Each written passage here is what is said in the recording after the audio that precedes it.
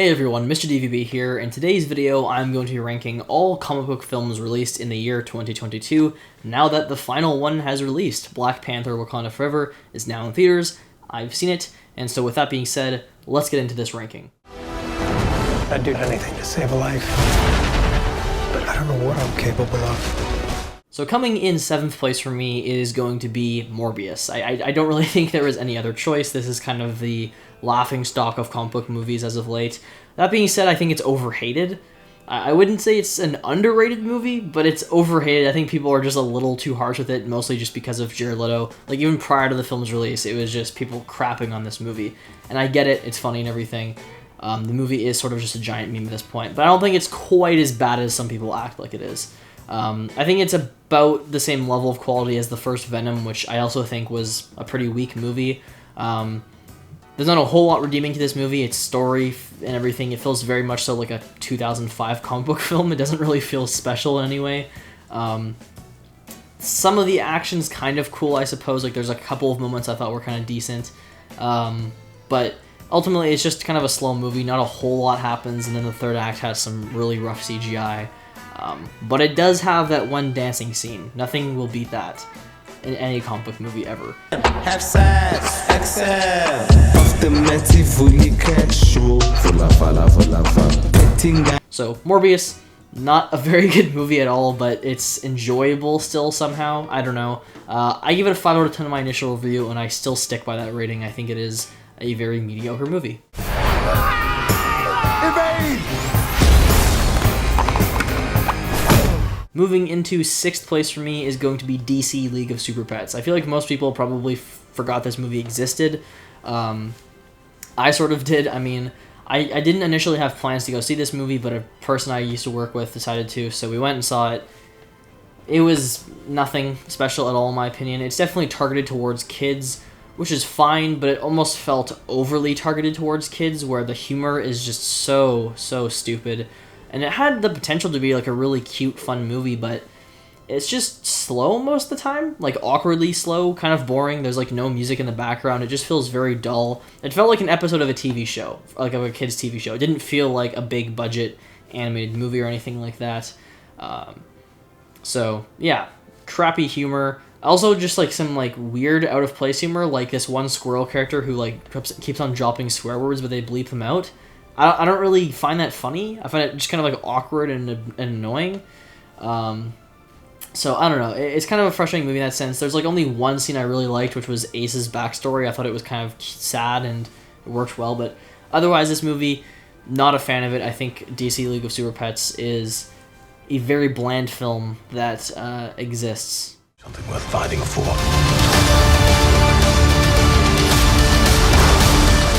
Moving into 5th place is going to be Thor: Love and Thunder. I initially actually really enjoyed this movie. I thought it was a lot of fun. I had issues with it, but I enjoyed it. And upon watching it again and upon just thinking about it and processing it more, it annoys me more and more as time has gone on. This movie really frustrates me. First of all, I feel like Taika Waititi just did not care at all about this movie. I felt like he was given the reins to it and just said, okay, and just went as goofy as possible. And it's frustrating because it turns Thor back into this very bumbling, idiotic character, unlike the more interesting and strong character like he was in Infinity War and in Thor Ragnarok. He's just turned into a joke here. Gore is heavily underused. We never see him kill any gods besides the opening scene. It's just, why cast Christian Bale if you're going to waste him? Like, he's such an amazing actor. Give him a good role, and they sadly didn't.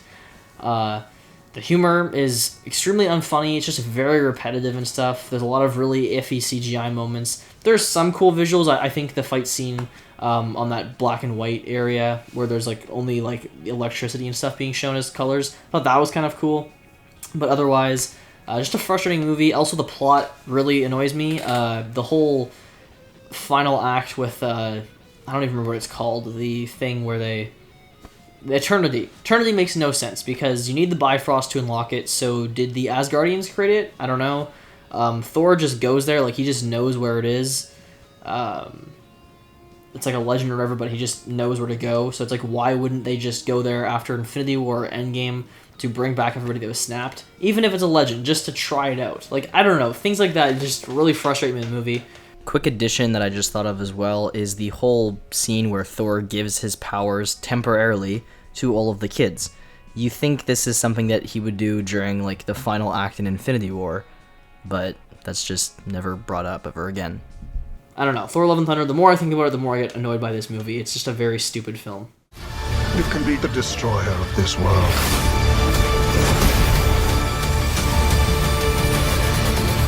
Moving into fourth place is going to be Black Adam. So Black Adam, initially, I did not think was very good, and I still don't think it's that good. I think it's got a lot of issues, but the more I think about it, the more entertaining I find it. I do think it had some things going for it. It has some really cool action, to be honest, some really memorable scenes in this movie. I really like the way they treated the Justice Society. Thought that Hawkman and Dr. Fate were awesome here. The visuals in the movie were pretty good. There's a couple of iffy CGI moments, but it's not too bad overall. Mostly, yeah, the movie just stands out for its action. It's like non-stop action almost. There's hardly any real character stuff going on here. I do wish they maybe explored some of the characters a bit more, like Cyclone and Atom Smasher felt a bit pushed to the side. And the villain sucks. I mean, the villain, that Sabak guy, he looks terrible. He's a very bad character. And the CGI is, like I said, just terrible. But, I still thought, I mean, his death was amazing, where he gets ripped in half. That was really awesome. And then there's obviously the post-credit scene with Superman, which I think is the most talked about aspect of the movie. Overall, not a great movie, pretty weak story and writing, but really entertaining action sequences, and it's just a fun film, just a fun flick. So that's what I will say about Black Adam.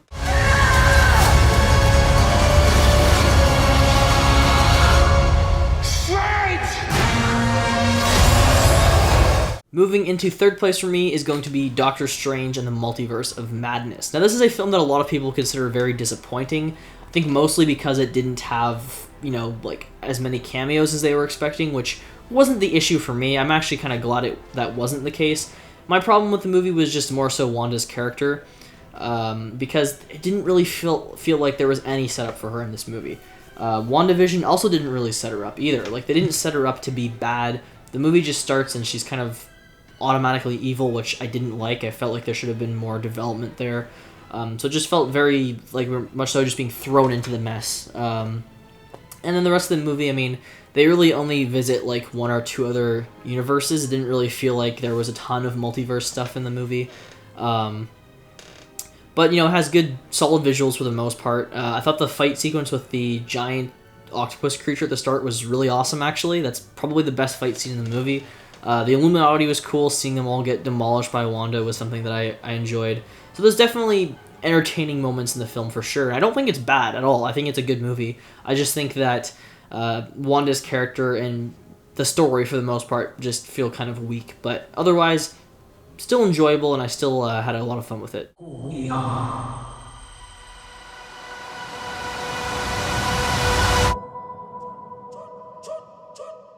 Moving into second place for me is going to be Black Panther: Wakanda Forever. This is a movie that I was very apprehensive about because of just how do you make this movie, right? Like, how do you tackle it with Chadwick Boseman's passing?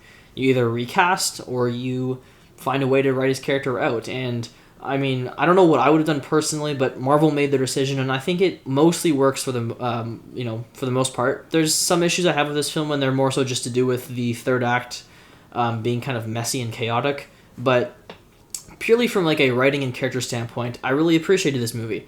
I think compared to a lot of other MCU films, it is more serious. There's obviously still humor as always, but it didn't feel too intrusive. I didn't really feel like this movie was shoving in humor at the wrong times. It felt like it was focused on its own things. I actually didn't even think the movie was really as much about Chadwick as I thought it would be. I thought they would have referenced it more. But they really didn't. It was kind of like the opening of the movie and then the ending, and that was it. Otherwise, it didn't feel like it was oh, there's no Black Panther, whatever, right? And I admire that. I like that the movie is still just we're still just going to tell our story, and I like that. Performances great across the board. I thought Angela Bassett was fantastic here. Letitia Wright really surprised me as Shuri. I was kind of worried about her character, but I thought she was really good here. Namor as the villain, great, really awesome. Definitely one of the more intimidating and interesting villains we've had in the MCU as of late. So all that stuff, great. Visuals were really good. There was only a couple of iffy CGI moments. For the most part, I thought it looked a lot better than recent MCU films. The action sequences were pretty good, but like I said, the third act was the part of the movie that didn't work that well for me. I just thought it was a bit too chaotic. There was just a lot of things going on, and it was jumping between a lot of different characters fighting, and just got a bit messy in my opinion. Didn't really think there was that cool of a fight with Namor at the end either. I thought that was a little disappointing. But all in all, I still really liked the movie. Oh yeah, the one thing I forgot to mention was Ironheart. Was not a fan of her. I felt like her character was unnecessary. They tried to make her integral to the plot, but I felt like with some tweaking, you could have removed her entirely, and the film would have worked equally as well. So could have done without her personally. I also just found her a little bit annoying at times, but overall, still a really solid movie. Definitely one of the better MCU films in Phase 4, and overall really liked it.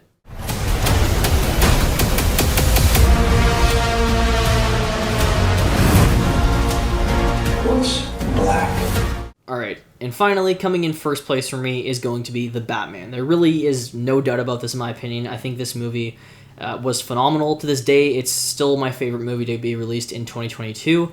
I was obviously extremely excited for it, and so, it's not surprising that I liked the movie, but I still think, even with my expectations and the fact that I'm a huge Batman fan, I still think this movie's phenomenal. I still think it's the best comic book film of the year. Because it just stands out so much from other films we've gotten in the genre as of late. This movie felt really special. It felt like a movie, not just like a, kind of fun popcorn flick comic book film. It felt like there was a lot of work put into it, into every aspect. The production, the costumes, the writing, the characters, everything. The world of Gotham here. Gotham has never been this great before. It felt like it was taken straight out of the comics or the animated series. For me, this is like the best adaptation we've had of Batman in live action. I still think that, The Dark Knight's a better movie and everything, and I still prefer that film. But just in terms of nailing the character and the world of Gotham, nothing beats this in my opinion. Robert Pattinson, fantastic as Batman. He plays a more held-back Bruce Wayne, which I think the whole idea is that in the sequel he's going to be more of an eccentric billionaire. But in this film, he is just purely Batman. That's what his life has been focused on. And we get to see that crime, detective, noir aspect that I love. This movie feels like Seven with Batman, which I love. It definitely, at times can get quite dark and creepy. There's some really eerie moments here, like the traps that Riddler creates for people. Pretty disturbing at times. So all that stuff is really well handled. Riddler as a villain was damn good in my opinion. Paul Dano gives a fantastic performance. I would have liked to have seen maybe a little bit more of him. But just still really well written. The action scene's phenomenal. The car chase in particular is just one of the best that we've seen in a comic book movie, in my opinion. And so overall, just a really awesome movie. It's long, but it doesn't feel like it. I saw the movie 4 times in theaters, and I never felt like it dragged. It actually is extremely well paced, and so that's an awesome thing as well. So overall, The Batman, definitely my favorite comic book movie of 2022. Still my favorite movie of the year so far. We'll see if anything beats it, but I kind of doubt that. But yeah, overall, decent year for comic book movies, I would say. I think that from 4th place on, the movies were decent or great. Everything below that was not a fan of. But still good year overall for comic book movies. And let me know what your ranking is down below. Bye. Or put my spend to spend. Have sex. Excel. Off the meds. Full of